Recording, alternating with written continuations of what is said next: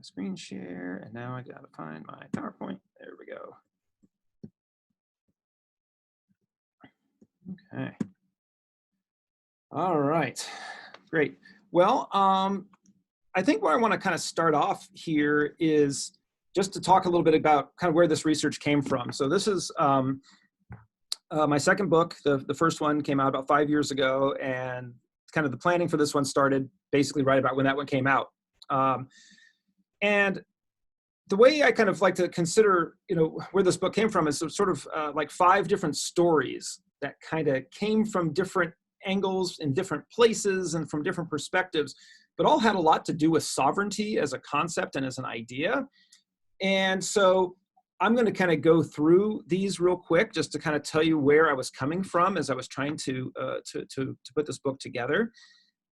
And these 5 stories sort of like the one that really got me started thinking about this was actually being in Okinawa at Hinoko, which is this site where the US is trying to build a new military base on the shores of northern Okinawa. And there's these protesters there that have been trying to stop this base from happening. And they've been reasonably successful for decades, actually. It's slowing down the building of this base. Now, the base is starting to be, the construction's been progressing a bit, and they've been doing some land filling of the sea where they want to kind of put this base. But the people that have been protesting it have been very successful for a long time, doing all sorts of different tactics to try and stop that base from being built since it was first announced back in the mid-90s. And one of the things that I kind of realized as I was watching some of these protests is that the people in these protests were really taking space, right? They were taking their kayaks, they were going out into this area that the US government was trying to build, well, US and Japanese government sort of together trying to build this new base. And these protesters were going out and taking over the space. And this is a fairly common tactic of occupation style protest movements. But it occurred to me as I was watching this, that this is sovereignty, right? This is like actually going in and saying, you know what, in this space here, you're not going to run it, we're going to run it. And I think I saw when I was watching this that it made me think about power in a very different way, because rather than thinking about power as being, the government has it and you resist it if you're like an activist, instead I saw it more as the government had power, the activists had power, and it was just a contest over who was going to sort of be able to actually have real sort of effective sovereignty over that particular spot. So that was one of the stories that kind of came into this research. The other one was thinking about the Pacific region on a kind of a larger, grander scale, and the way in which the influence of China and the continued kind of colonial relationships of the United States are starting to come together and compete and have conflict with each other within these island spaces where people are also still trying to get more sovereignty and control, self-determination and control. And where a lot of this story came from was I was teaching at the University of Hawaii Hilo, and I had a lot of students who were from YAP, and they started getting very concerned about these large Chinese mega projects that were being planned for the area, particularly a large Paradise Island hotel by the Chinese company ETG that was going to come into YAP and build this like thousands and thousands of hotel rooms, a casino, and just really massively change what YAP is. And so people started getting very concerned more about what's the influence of China in this area. So that was another kind of aspect too, because people don't usually necessarily think about, well, as much the economic influences and how that can also affect your ability to make decisions and have self-determination when you have these big companies, a lot of money coming in. The third kind of story that came in here had to do with Guam, and back in 2017 when North Korea and Donald Trump were yelling at each other more than usual.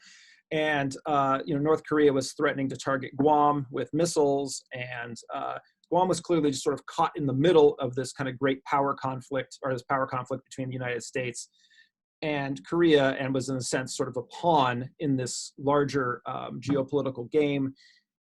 And it really brought forward, of course, all of the longstanding issues in Guam around not having self-determination not having access to the political system in the United States to make a lot of change or to have a lot of say in their own, just determining what happens on island, but then also not having a lot of say through global or international, kind of organizations, or some of those avenues like international diplomacy, or being able to do the things that you might be able to do if it was like a country to country kind of relationship. And so that was another kind of aspect of sovereignty that was kind of going on when I was putting the book together. At almost the same time as the North Korea and U.S. Kind of spat that was around targeting Guam with missiles, almost at that same time, that same summer, you got these rallies in Charlottesville, Virginia, where you had these neo-Nazis and other white supremacist groups that were also talking a lot about sovereignty. They kept using that term in terms of the idea that U.S. national sovereignty was being eroded, that international agreements or international linkages were sort of limiting what the U.S. could do, and then also this idea that sort of that people of particularly around issues of kind of like white privilege, and that this was somehow eroding, and that they needed more sovereignty to kind of be in control of the American state against these kind of others and globalists and all of this. And so this was also happening, and I thought it was very interesting that there was still the same talk about sovereignty, but sovereignty clearly meant something very different. And then the last piece of this puzzle, as I was kind of getting into the research, was that I was reading a lot of theoretical, social theory on assemblage theory, wet ontologies, which is Kim Peters and Philip Steinberg's kind of work on kind of thinking about the way ocean spaces are governed, but also thinking about how you can take that back to terrestrial landscapes. And so more theoretical stuff. But a lot of these really throw a lot of doubt on whether the concept of autonomy is that even really exists per se. And so there's a lot of political ramifications in these theories, because when people are talking a lot about wanting more autonomy, there's all this work kind of showing how autonomy might be somewhat of an illusion, right? That instead it's around interconnection and how people interconnect, or how even countries or states or islands interconnect. And so all of these things kind of came together to kind of push me towards where I went with this book. And all of these are also like the case studies that I really kind of focus on in the book. I focus on Yap and the example of the Chinese tourism operation. I focus on Okinawa and the protests there. I focus a little bit also on Guam and the way in which their discussions around sovereignty and also militarization. I, in the first chapter, talk a little bit about Charlottesville, and it kind of comes up again in the conclusion. But I also think a little more broadly about the U.S.-China relationship and the way it's shaping some of the political context of the Pacific. And so, this, it might be slightly out of place in the slides here, but this is just kind of showing where in Okinawa, some of these, the research I was doing in Hanoko it's in this part of the island, in the northern part where the US is trying to build this new base. And you can see Okinawa's position here, south of the main islands of Japan, and, relatively close to China and some of the flashpoints of potential conflict in the seas around Asia.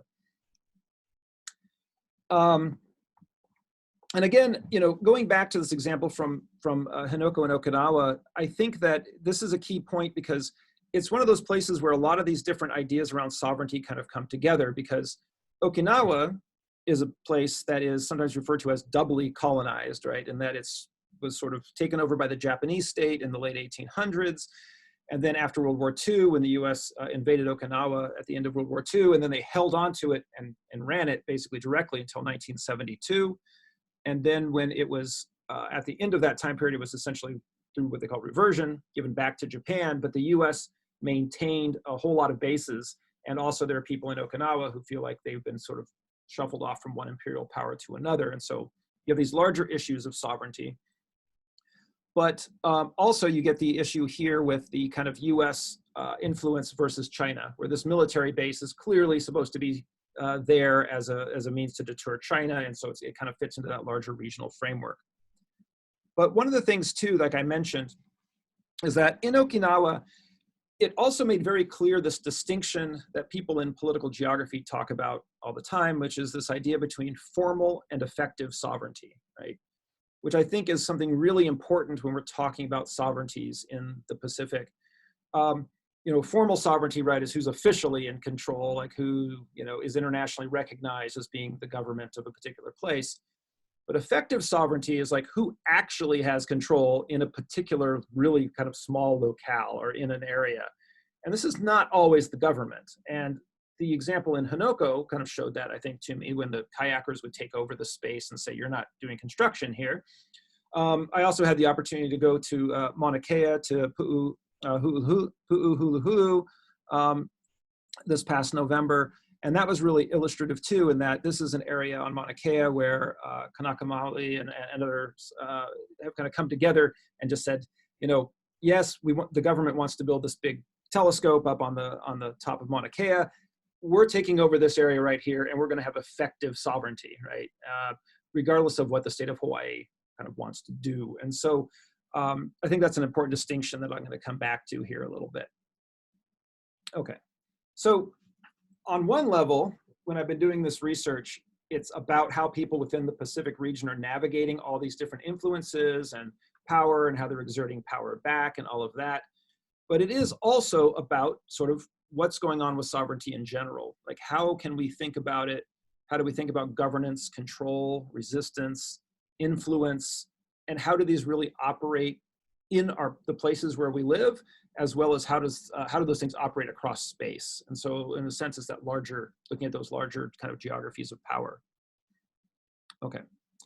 So, just to say a couple more things about the context here, the US-China rivalry, of course, has really been going on for decades. It was still going on even during the Obama administration when he did what's called the pivot to Asia and was moving a lot more military units over to that area. And then since Trump has come in, of course, that relationship has soured even more with trade wars. And then, of course, if you go to Fox News, hold on, I have a slide here. Where is it? Yes. This is actually from Fox News, like yesterday. The whole first section is always, what is China, how China uses its massive surveillance to keep its citizens in line, spy game on US soil, stuff about the Wuhan facility, they're bullying the world, and this is over and over and over and over. And my favorite headline from when I was doing some of the research is this one down here: China may be using sea to hide its submarines. Gosh, how dastardly to be doing something like hide your submarines under the ocean. But obviously this relationship between the US and China is souring even more. And I think obviously the United States government is using this animosity towards China to deflect responsibility for some of the response to coronavirus here in the United States. And then the thing that I think we need to make sure that we recognize is that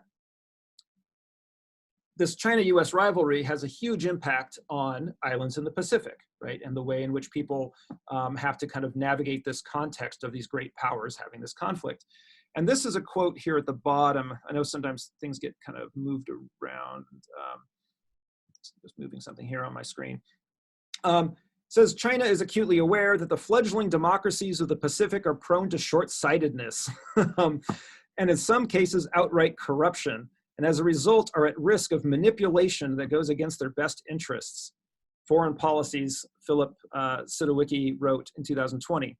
That lays the groundwork for Chinese expansion, initially economically, with the long-term goal of a military presence to rival that of the US. In other words, there's this rhetoric, and this is just one example. There's a huge amount of stuff out there about the idea that sort of the Pacific Island states, independent or not, cannot really, are getting duped essentially by China, and they need the protection of a very paternalistic protection of the United States or Australia or you name it, to kind of to protect them from this Chinese, influences. And this gets, I think, spatialized, like the geography of this, really clearly in this quote from a guy, Lyle Goldstein, who's at the US Naval War College, and he's talking about the islands of Micronesia, and he says, it is around these islands that the line of spheres of influence between the US and China are being drawn. The question is, where does the line switch? It's this idea that somehow there's a border here with Chinese control, total, on one side, US control, total, on the other. and that somewhere there's like an actual border between these two things. And this is something, again, I picked this one example, but you see this over and over again. And it has a couple of ramifications. One is it says that the islands in the Pacific don't get a choice or self-determination. They just fall into one camp or the other. But it's also really misleading if you think that that's how power actually operates in space, that everybody has power up to one line and then some other group of people have power up to that line, and that these somehow don't crisscross, that there's not other holes in it. And so there's a lot of problems with this perspective.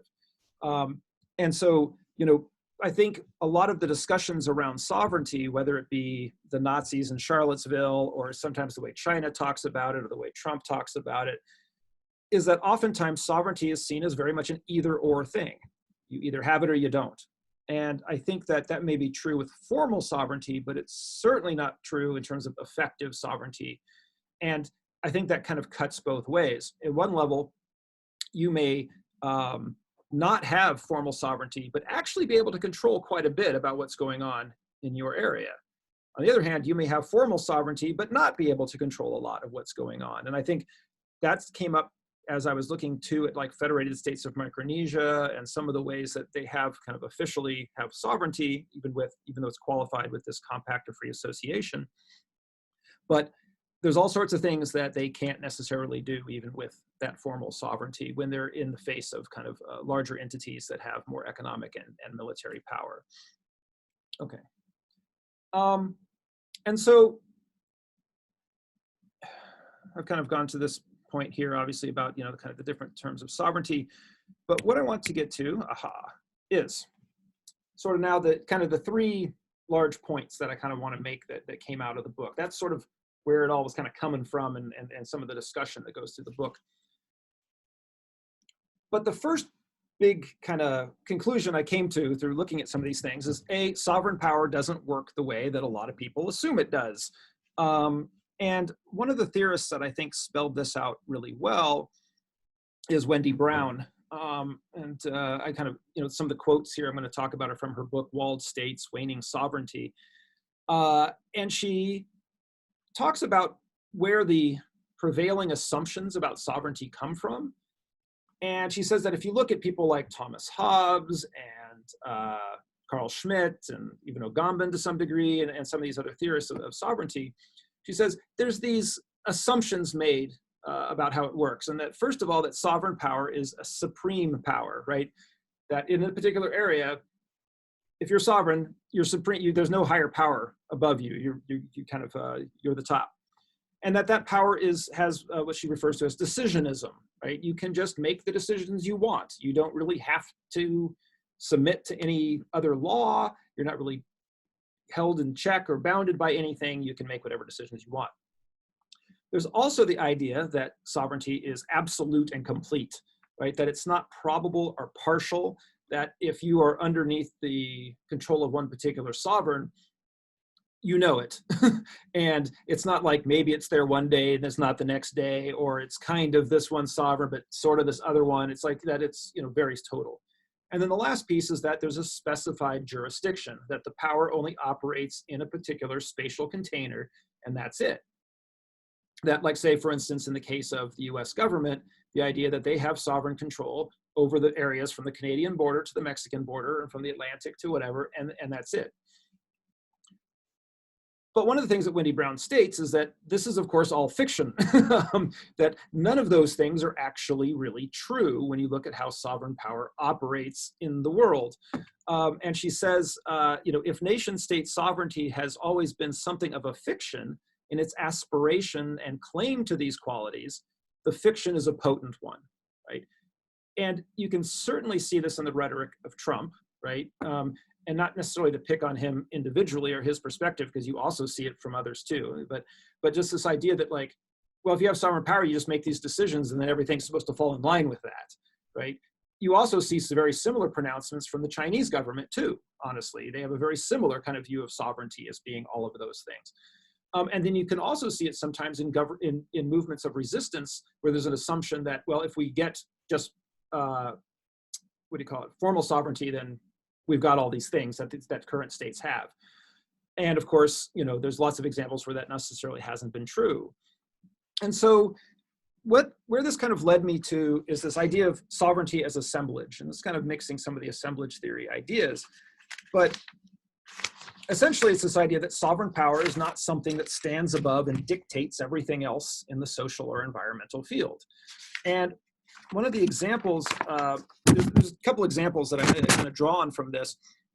One of them is from Foucault and some of his discussions in security, territory, and population, where he gives these examples of like the old medieval walled city. And he talks about like there's like this hypothetical sovereign, and they have to make decisions about what's going on in this city, and that officially they have sort of supreme power, but that he kind of argues that, well, actually the sovereign's hands are tied in all sorts of ways. Like if you want that city to actually be governed in a way that's effective, and you have to take into account things like economics and environmental circulations. Like you have to be able to bring things into your city. You have to be able to move products out. You have to look where waste products are going. You have to make sure that your population, you know, the whole idea of biopolitics or biopower, and is your population healthy? Do you have enough soldiers and bakers and, you know, et cetera, et cetera. And so that really the job of the sovereign is they can't just make whatever decision they want to do. They have to read kind of what's going on, and that governance is actually much more relational if it's going to succeed. Like in theory, a sovereign can make whatever decision they want, but then they're going to fail. And so this, I think, in the US political context, sorry, this is literally the picture that came up when I Googled Google image search of Donald Trump. I thought it was great, put it on top of Hobbes. And one of the things he says is that, you know, or one of the things that, you know, coming from this perspective of criticizing kind of the absoluteness of sovereign power, is that yes, Trump and his party could hold most of the branches of government. They could hold most of the judiciary, you know, or the Supreme Court. They still can't get a lot of stuff done, right? And part of it is because it doesn't match up with a lot of what's going on in terms of the majority opinion in the country, or just other environmental factors. You can't wish coronavirus away by Easter, right? These sort of things. And so, you know, I think we can also broaden this critique really to kind of settler colonialism and capitalist governance more generally, right? This idea that you can come in, set up some sort of power apparatus and just make everything happen is actually really misleading. And the theorists that probably really, I think, most convincingly make this argument are actually ones, the one in particular that I really like is Noelani Goodyear Kaapua, and also John Osorio talks about this as well from kind of the Hawaiian perspective, and the concept of ea, which is, you know, Hawaiian term that is usually translated as sovereignty, but has a lot more kind of to it than that. And one of the things about ea is that it challenges a lot of the assumptions of how power and territory are connected.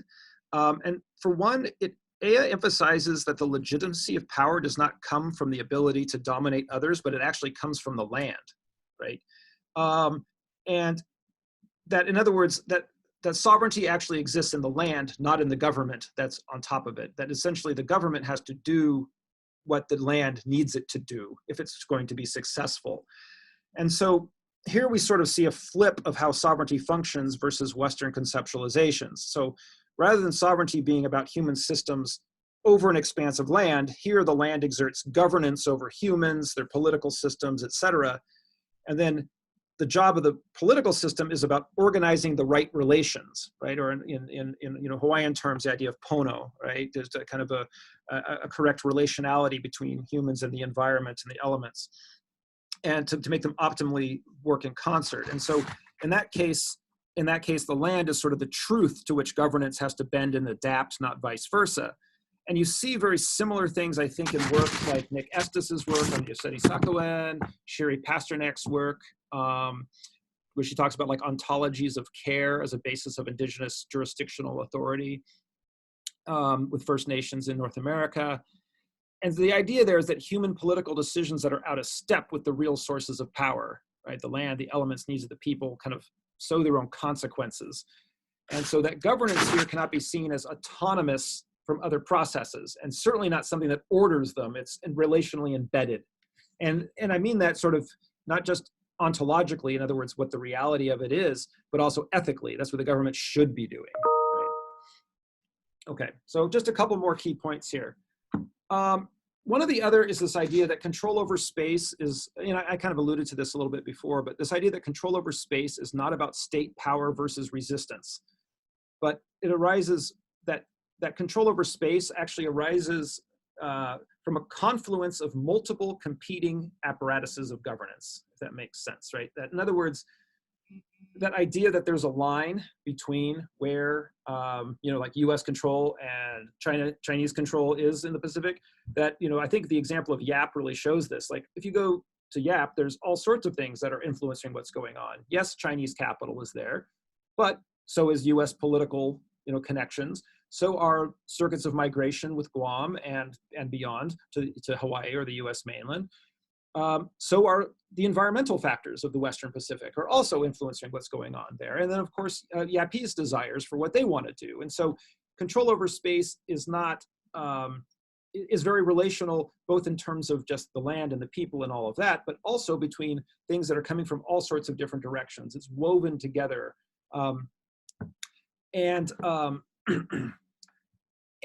I think one of the keys is that, I guess kind of another example of this would be Guam as a place where, yes, officially, US, kind of political control in this particular, in the particular place, and military, control, but there's also a lot of influence from, say, tourist spending from Korea and Japan and China and Taiwan and these other areas. And so when you look at what's actually going on in a particular place,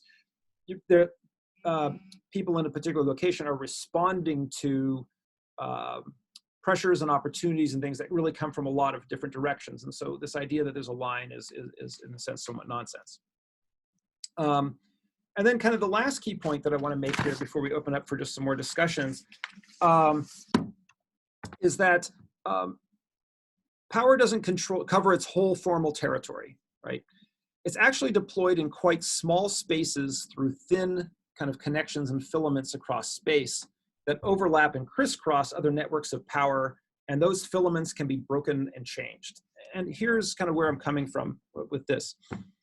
It goes back to the example from Okinawa, and this idea that if you look at what's going on in the water off the coast of Okinawa, in the place where the US is trying to build this new base and people are contesting it, that if we think about US power and where the US state has power, first of all, clearly it's not just within the official jurisdictional limits of the United States territory, right? The US has power all over the place, including into the seaside area of Henoko. But in that same area that the US is trying to really kind of put a lot of power, there's all these gaps between there and, say, the Pentagon or Central Pacific or Indo-Pacific Command now in Honolulu, or these different sites, and they're kind of tied together in these webs. But there are lots of blank spaces where US power, it doesn't cover that whole area. It is able to reach very specifically into certain sites. And I think that this is a key point because the activist groups are doing the same thing. You have the people in the canoes or the kayaks in Henoko. They are also tied to larger activist networks in Hawaii, in Puerto Rico, in Guam, in the mainland of Japan, in Taiwan, in Jeju, and that they're also a network that's trying to sort of put power into that place to try and control it. And so what you actually see in a place like the sea off of Henoko kind of shows that there's this competition for governance, but that there really are competing networks that have different ethics that are trying to say this is how Henoko ought to be kind of run, right? But that what's interesting is that it's certainly not like this power is here, this power is there, and they're banging into each other and there's a line, right? It's much more crisscrossed spatially, and you're trying to kind of make things happen in those particular sites. All right. And one of the other key points then about thinking about sovereignty in that way as sort of an assemblage of it being multiple, of it coming together, of it kind of crisscrossing space in these ways, is that, I follow a lot of these different theorists that talk about sovereignty as assemblage. Manuel Delanda, Deleuze, John Allen is a geographer that talks a lot about this idea of reach and things like that. But one of the key points is they talk about the idea, and in this case I'm thinking about it in terms of islands, the idea that they have capacities within multiple larger economic, political, and military assemblages. In other words, there's some choice here in terms of what assemblages to sort of latch onto and which ones not. There's no natural reason why islands that are in particular political arrangements today can't be in something quite different tomorrow, right? And I think one of the ways to think about this too is I think about two really large projects of external powers and the way in which they're trying to be put in place in the Pacific. And one of them is the US defensive chains, which is this old doctrine that goes back to like World War II, where the US says that, militarily, they want to hold all of the first island chain, which is here, between like Japanese mainland, Okinawa, Taiwan, Philippines, and then also a second island chain anchored with Guam and Saipan, but including Palau and Yap. And the idea is that if you have all your military units kind of up there close to Asia, you can dominate the Pacific realm, and that any battle that happens with an Asian power will be over next to Asia, right? And so the US has sort of imagined the islands in the Pacific and seen these lines and ways of kind of militarizing them and kind of making them part of this larger project, which, let's face it, is obviously about the security of the US mainland. It has nothing to do with the security of people who live on the first and second island chain, because what it does is it makes all of those places targets and heavily militarized sites. Now, on the flip side, you have other ways of imagining the islands as fitting together into different kind of constellations, such as now with China's Belt Road project and the new Maritime Silk Road. All the countries or island groups here in yellow are places that have signed a memorandum of understanding with the Chinese government to be kind of part of this larger project. And so from kind of the perspective of people putting together that project from China, it's about making this China-centric infrastructural and economic kind of network into the islands, and they, instead of seeing chains, they're seeing roads, right, and this sort of thing. And I think this is somewhat akin to looking up at the stars and two different people seeing two different sets of constellations based on what it is they're trying to see. But the fact is that obviously it's a little different in the island Pacific in that they're not stars in the sky where nobody can actually move things around or do things to them. In the islands, these different powers are trying to kind of put in infrastructures that are interoperable with their own, right? Like Chinese ports that facilitate, movement, to and from China, U.S. military bases that facilitate movement of U.S. military things.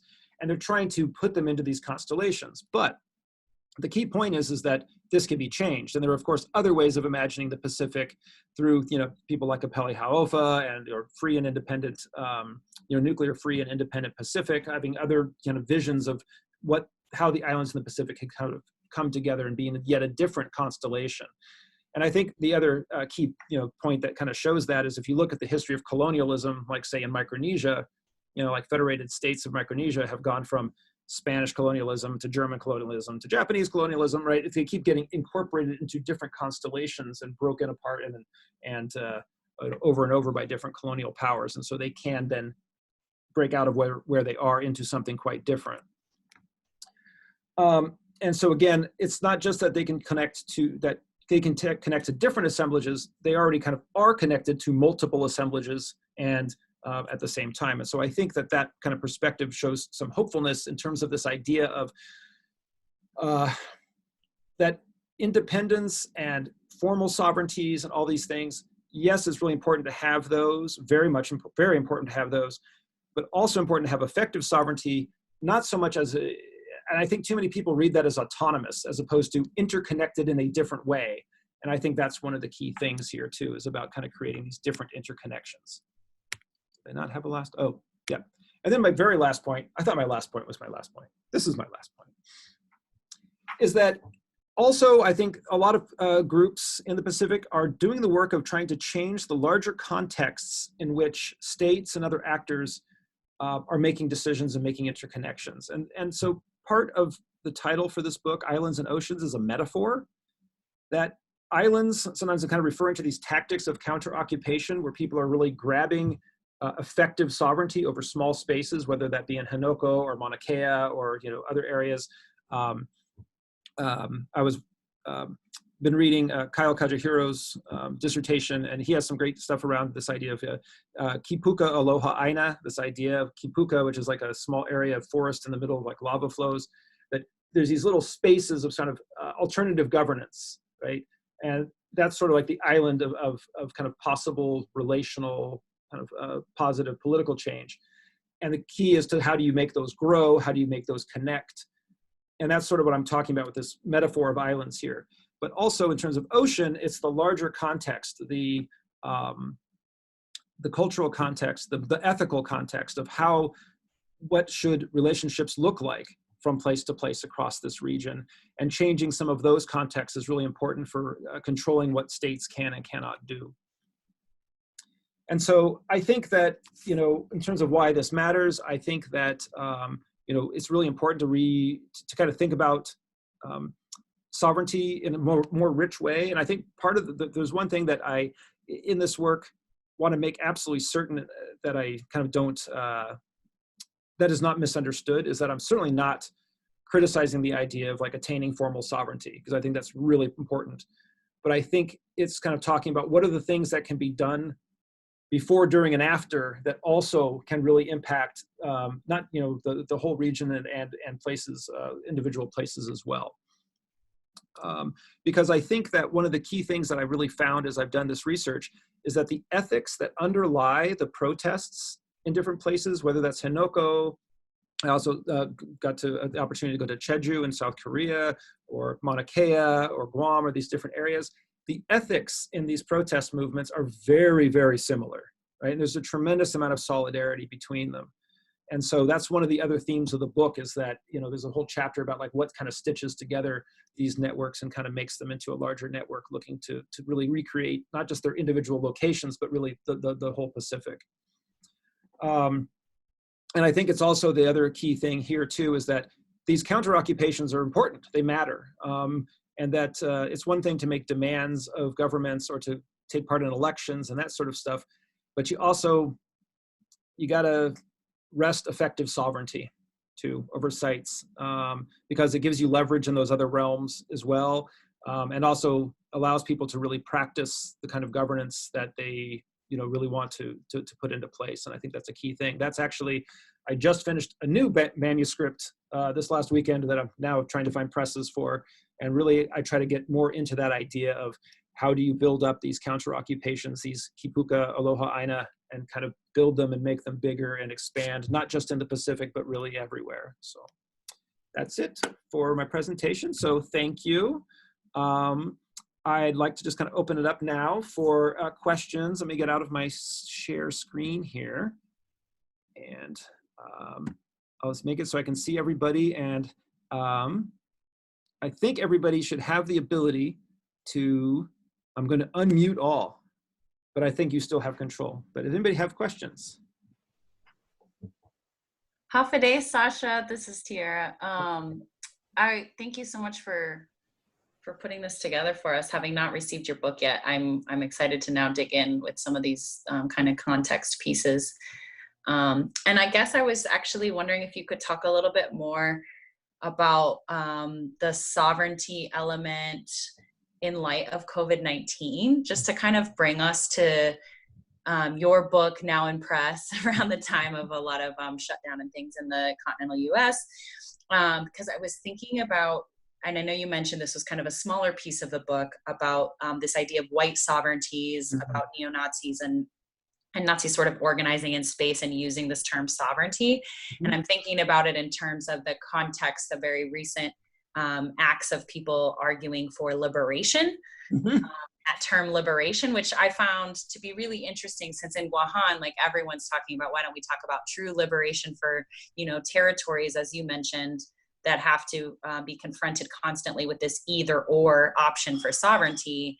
And so I guess I'm kind of like asking you to bring those things together. Maybe there's different pieces you want to tackle with that, but just this notion of sovereignty coming from a sort of white sovereignty perspective of liberation in light of COVID-19 in relation to how territories are constantly put in this predicament of an either or choice when it comes to sovereignty. Yeah, well, I think, that's, it's interesting in that I think, I'm going to forget off the top of my head, Bertelsen. There's a theorist I'm thinking of that talks about sovereignty. And one of the things that they say is, he says that sovereignty is a concept that is so kind of central to debates and like political science and political geography, that essentially, like it's so central to debates, it actually makes it very ambiguous. It like makes it like very difficult to define. And that when one group of people is using it and another group of people are using it, they're actually not talking about the same thing at all, in a sense. And I think that's one thing that goes on, is that, you know, just like when people talk about, I think freedom is another one of those words, liberation, I think, is another one of those words, that they're talking about some very different things in practice. Like if you actually sat down and said, okay, so you want liberation, what exactly do you mean? You know, and it may be like, well, I just want to be able to, you know, go get a haircut, or, you know, like some of the protests like lately have been kind of centered on, you know, personal ability to move through space and kind of do the things they want to do on a very individualist level, as opposed to like self-determination and ability to set up a form of governance, you know, on a community or you know, at a countrywide level. And I think that that's very interesting in terms of the tensions, because, and it's one of the things that I do kind of critique this in the book a bit, is that when people talk about freedom or liberation or these sort of things, it doesn't define what they want per se. It defines what they don't want. I mean, if you say you want to be liberated, it's like, okay, there's this something that you're perceiving as being oppressive, and you want to just kind of break out of that. But it doesn't say then, well, then what are you going to do? Are you going to go golfing? Or are you going to set this up? Are you going to, you know, create, you know, better healthcare for people? What are you doing with your liberation? And I think that's one thing that, you know, in a sense, it's defining things in a negative sense, right? And so, and I think I see that sometimes from activist groups as well as from, you know, from, well, whether that they be on the right or left, right? And that by not defining what it is you actually want to construct and produce, you're in a sense kind of making half an argument, because you're not saying what it is you want to do. And I think that that's also where a lot of confusion comes in, because, you know, yeah, what do you do if everybody's like, okay, you want liberation, here's liberation. And then what people are going to do with that are going to be very different. Some of it's going to be rather oppressive to other people. And so I think that's why, just kind of in a political kind of activist sense, it's really important to define what it is people want to do and the program they want to put in place. And that's where I also like some of the, you know, conceptualizations around AI, is that it is this very positive, and I don't mean positive like just ethically, I mean positive is like, it's productive. It's like, we're going to do this, or we're going to make these connections, and we're going to manage landscapes in these ways and people in these ways, instead of just being like, we're decolonizing. And I think that's, I don't remember who I was reading from recently, but this idea that, you know, kind of in theoretical language, decolonization can't just be deterritorialization, it has to be re-territorialization, right? You can't just be tearing apart the systems of oppression, you have to be also deciding what it is you're going to produce. And I think that's kind of also what I talk about in this book with like Okinawa and other things too. It's like, you have to have, no, we want to take over this space, and we actually already have an idea for how we want to govern it, what we want to do here. It's a productive and kind of plan. So that's kind of one aspect. But I think in terms of bringing this up into talking about the things now with COVID and the pandemic, I think there are a couple of pieces. One is, it really drives home, I think, kind of from an actor network theory kind of perspective, like the incredible power of non-human actants, right? Things out there that you have these great systems of how it is you would like to govern things or move things around the world or orchestrate your economies. And then here comes a non-human element that's like, we're going to just trash all of this. And then whether or not you have a governance that can then, you know, how does it respond? And I think a key thing around issues of sovereignty in the Pacific too is looking at the different ways that different places have been able to respond to this massive kind of non-human disruption based on their situation with sovereignty. I mean, that's actually where some of my research is going now. I just got a small grant. I don't know when I'll be able to actually travel. I got money to travel, but I don't know when I can travel. But when I do, what I'm really interested in looking at is, you know, the countries like Marshall Islands and Federated States have been, and Palau have been fairly successful, even though their sovereignty, their formal sovereignty is somewhat, you know, limited by their COFAs. They, like Marshall Islands is one I'm most familiar with. They've been able to keep people out. They've been able very early in the epidemic say, no, you're not coming in. We are stopping letting people off the plane, and to this day, they don't have any cases.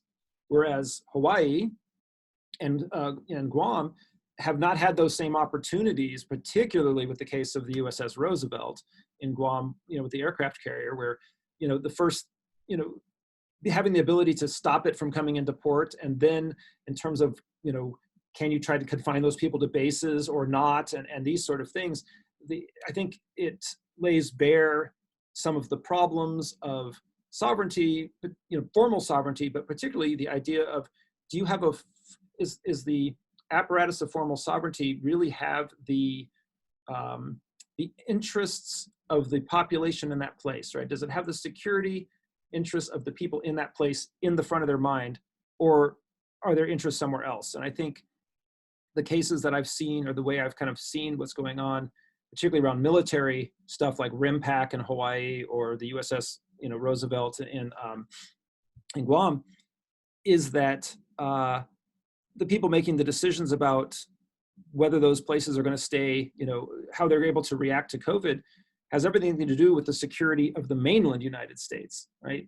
Because they're concerned, I think, about losing an asset, whether that asset be a ship or a military training exercise or the bases themselves. But they're not very concerned with the people that live in those islands. That security is not in there. And I think that is one place where formal sovereignty, in a sense that almost kind of contradicts some of the things I was just talking about formal sovereignty maybe not being as important, because I think in the COVID era, having that ability like the marshals had to be able to just say, no, we're not letting people in, and we're going to be able to make our own decision locally, was huge.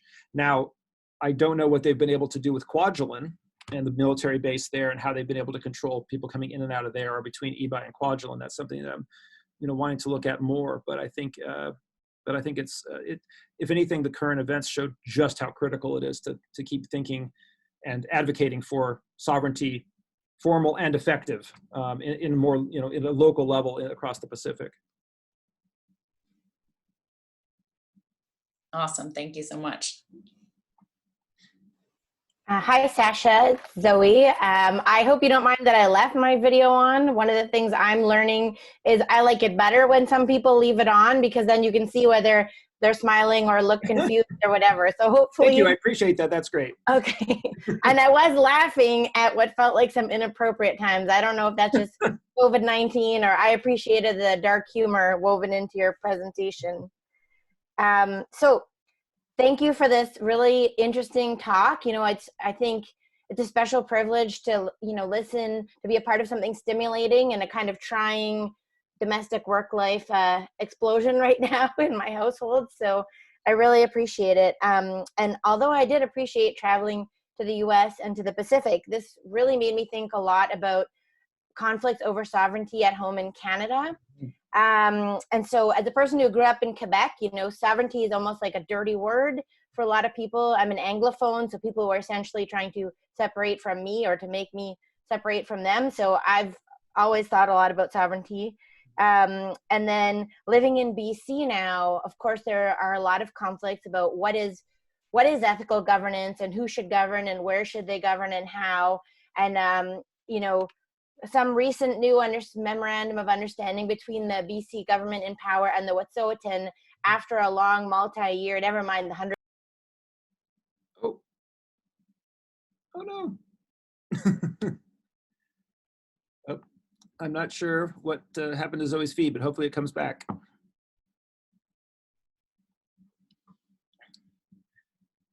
I'm hoping that she will jump back in. Does anybody else have a question, or?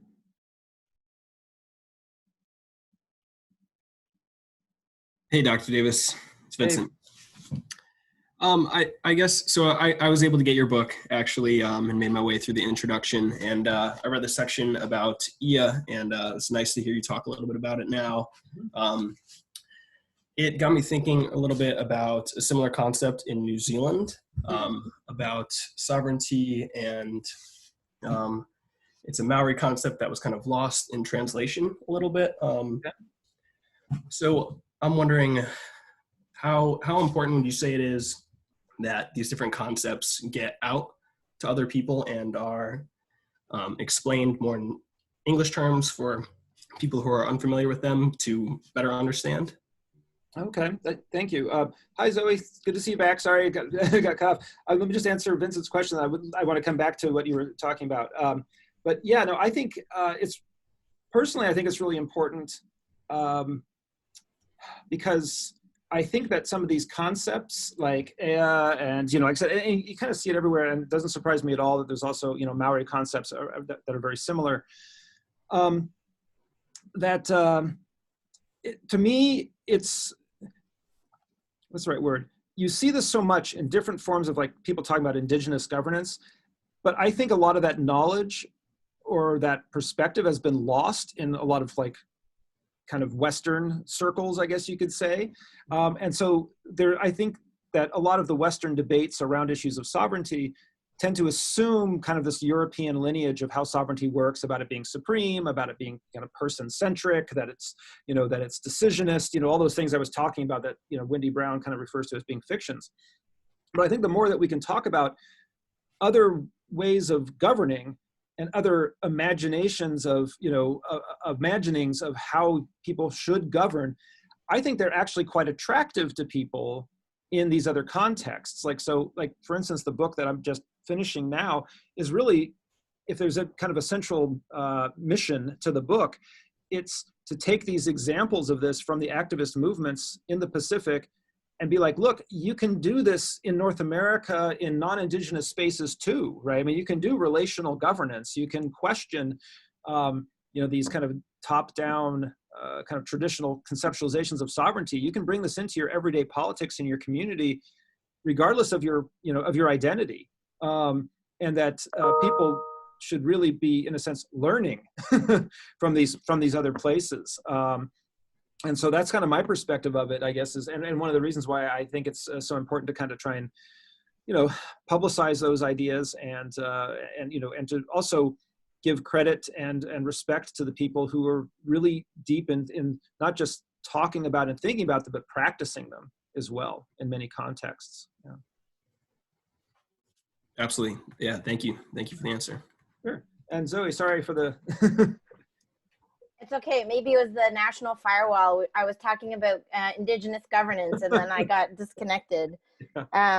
Anyway, I don't know if you've heard about what's going on now, but in the COVID, the question that I think it says Tiara Naputi, I don't know if I'm saying that right, but the question that was asked about in the COVID context. So what's happening here is a lot of smaller indigenous communities in northern BC are trying to keep people out. So I don't know if you know anything about Haida Gwaii, but they are literally meeting ferries at the dock and protesting when the ferry opens. And so it is pretty interesting because the BC government isn't officially closing ferry service to tourists and isn't banning people from receiving tourists, whereas the indigenous elected representatives and also activists and individuals are just showing up to greet the ferry, but the opposite of greeting the ferry, right? They're trying to send most people back. And so that's what you were talking about really made me, okay, this is exactly what is happening right now. And they do have much more power than the numbers, the location, by so many kind of conventional understandings of sovereignty and governance and power. This would seem like something that, it is not weighted with a lot of power. But what's interesting to me is what's happening with these discussions becoming more mainstream. So thinking about places without place that aren't bound to place. So thinking about social media and kind of conventional media that's moved online, and indigenous solidarity networks and activist solidarity networks. Now people are hearing about things like this that would have taken quite a while to travel out of this context. And so what is that doing to all of this? I don't know how much that comes up in your book, but from an indigenous governance, from thinking about indigenous governance in Canada, you could try to ignore debates about indigenous governance, but it would be hard now because they are on the national radio station. They're in your local newspaper. They're all over social media. And so, just wondering what that's doing to everything in some of the cases that you profiled, I guess. Yeah, I mean, I think it clearly, I think two things. I think with right now with the COVID pandemic, it certainly brings a urgency to the debates, as well as a very obvious sort of like point of action, we should stop people from coming in to the territories now, because there's this very big threat from doing that, and that one of the ways to do that is to kind of claim more local sovereignty and ability to kind of control that, to control the access. And so that is, again, I think it ramps up the urgency, but it also, I think, is, and I think people are talking about this in a lot of different ways. A catastrophe, let's call it what it is, that it is, lays bare a lot of things that were going wrong, right? That could be kind of papered over or ignored or blamed on different things. I mean, that's one of the things that I think when I look at the long term over the next several years, yeah, this is something that's going to be, there's going to be a lot coming out of this, from the way in which, cities are segregated, to healthcare policy, whether that's be in the United States or in other locations, international relations, migration. I mean, there's nothing that's not going to be touched by this. And I think that, I think this idea of sort of sovereignties, and this maybe brings it back to that idea too, of like the way indigenous sovereignties are talked about versus also kind of these white sovereignties, because there's going to be a huge push on, from a white sovereignties kind of perspective of like, okay, this is why we have to close the borders and we can't trust China, and we're, and deglobalization and all of these sort of things is going to be a big push that direction. But I think if there's a comparable push where other areas are kind of like, recognizing that, sovereignty is a matter of life and death. I mean, because it always has been, but I think this is going to drive that point, even more clearly home. I mean, I think, I'm from Arizona originally, and many friends in, Flagstaff area and the Dene and Hopi reservations down there, which are absolutely getting clobbered by COVID right now. I think it's going to drive some real, much higher energies for, for making some really substantial reforms. And then if you have an economic slowdown or, downturns and an erosion of, the economy, as well as, quite possible, all sorts of confusion in terms of state power, it's going to be, I think it's, I think, in a sense, one of the potential bright lights in all of this is if people can be drawn more to those ideas of relational governance and stuff around indigenous sovereignties, it could make the path forward out of this so much better than it could potentially be.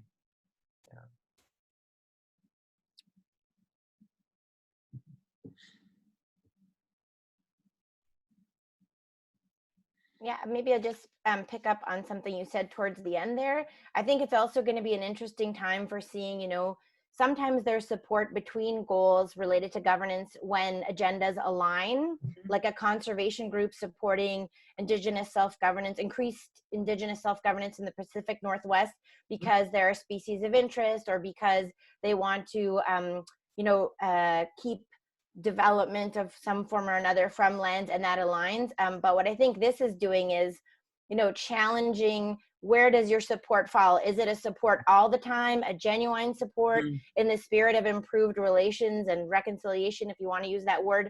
Or now, if you can't go to your second home or can't take your vacation, or you are being treated like the outsider you are, what will happen when those waves of influence are, because they're dynamic, as you said. So just wondering where they're kind of going to be come together for good, or have, like you say, positive, like momentum, or whether they're going to fracture because suddenly agendas will shift. And the threat to funding and all of this too, I think, funding is going to be tough in so many sectors. And will that lead to heightened solidarity, or will it, lead to scrambling over fewer pots of money?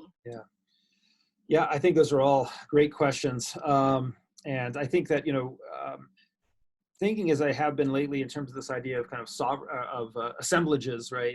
And also activist assemblages as well. It's like, and that's one of the kind of key points, is that, groups make connections, but then sometimes break connections and make different connections. And I think that, the between people interested in indigenous sovereignty and, say, conservation is a perfect example, right? Because there are some times when they're absolutely, they're actually like around on whale, hunts and things like that, maybe doing this, but then when it's around other kinds of issues, they may connect. And I think that at one level, that's kind of in a sense ontologically sort of the way politics kind of works, is that people do form these assemblages and then break off and form different ones. And so it's quite contingent, and there's different possibilities moving forward. I don't think I certainly don't think there's necessarily anything preordained about way this could potentially go. And sometimes it comes down to some very small decisions swaying things in different directions, and whether people feel that they have solidarity or they're making connections or breaking them. And it's going to be key for kind of which direction things head, I think. And I think about that too. Like, even of course within activist groups, there are these fractures and things. Like, I have friends in Flagstaff that are more kind of anarchist oriented, and they're putting out some of the most hateful social media stuff towards like the Red Nation and people like Nick Estes, and because they're too socialist, and it's like, oh, come on, but it's like, but that stuff is of course going on too, in terms of like breaking some of these solidarities apart. But I think that's one of the key things, where you just try to be, on a tactical level, as inclusive as possible, within a certain, realm of like an ethical position, like, well, we think that things should be like this, and how do we come together on these things that we agree on, is going to be key. But yeah, it's going to be interesting how those networks kind of form and fall apart and that sort of stuff. And I think, in the context of this book, there was some of that too, where like when the base in Okinawa, the new base that's being built in Okinawa is being built because the government wants to shut down one in the middle, that the US government and Japanese government want to shut down Futenma Marine Corps Air Station. And of course, the only reason they want to do that is because there was been massive protests against it because of high profile examples of sexual assault and rapes and accidents and everything else. So the US and Japan came together and said, well, okay, we'll move this base to the other part of the island. And at first, they were hoping, I think, to kind of pit one part of the island against the other, so that people in central Okinawa, which has a much higher population, be like, yes, just get rid of it, put it up north. But then everyone in Okinawa, there's this kind of all Okinawa sort of group that came together saying, no, we're going to demand that it not be put anywhere. We're going to stand in solidarity. But that was a massive political kind of undertaking and a feat to put that together. And so then they were saying, yeah, take the Marines and get them off, just get them off. And then the US was like, okay, we'll take them to Guam. And some people in Okinawa were like, yes, just get them off of Okinawa. And then you start seeing how people in Guam and people in Okinawa started making more connections of solidarity there. But then there's, but then it's like, well, do you then say send the Marines to Hawaii? Well, no, people in Hawaii don't want them, right? And so how those and then, you could say, well, just send them back to the mainland, but I'm sure there's people in San Diego which would rather not have them there either. And so, how do you form your networks of solidarity and things like that, I think is always a really key, political question. But I think there has been overall, many of these groups have really focused on that larger picture of the solidarity and building the solidarity. And one of the things, though, that I talk a lot about in the book, and it'll be interesting to see how this changes, is a lot of those networks are very much person to person. People travel, right? From Hawaii to Okinawa, from Okinawa to Puerto Rico, from Korea to, different places. And right now, of course, you can't have that kind of in-person, and you can't even really have the massive in-person protests either. How is that all going to shift when it's been a little more online, a little more, because I think that there's something really important for building solidarity about having those positive, visceral experiences with each other and eating together and protesting together. And I think those things will all come back. But obviously we're in a time period where some of those things are going to be very difficult to do in a very critical time period.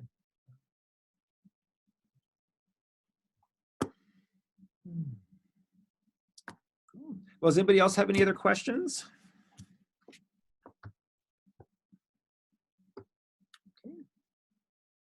Just thanks again. I'm going to have to sign off. So. Oh, no worries. Well, thank you everybody for coming. I really appreciate it. I recorded this, so I'll put it on my YouTube page and I'll send you all the links and stuff too. And then feel free to share that. It'll be up there publicly. So, and I hope that's okay that, let me ask you this for those of you who are still here.